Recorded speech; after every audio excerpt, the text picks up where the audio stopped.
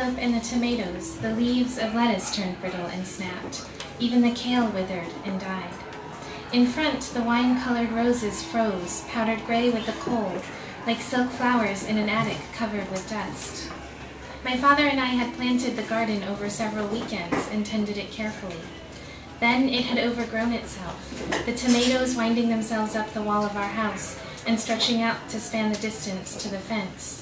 After the frost, we'd left it all winter without trimming anything back. Now we stood on the lawn, surveying the ruin, tracking damp patches of ground wherever we stepped. "We're selling the house," my father said, blowing warm air on his hands. "That makes sense," I said, but it felt suddenly difficult to breathe. My parents had told me they were going back to Korea, so I'd known that selling our house was a possibility, but I hadn't expected it.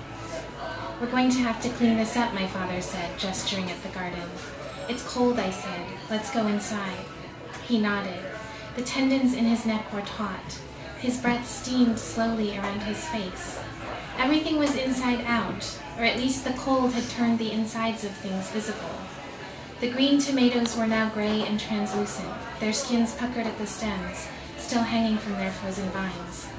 "We want you to find Hannah," he said. "When are you leaving?" I asked. "As soon as possible," he said. "I want to go with you." My father shook his head. "Find your sister," he said. He had blamed me after the initial panic, when we discovered that Hannah hadn't been abducted or killed, but had simply left without telling us, without leaving us a way to contact her. I was her older sister, living in the same city. He thought I should have seen it coming.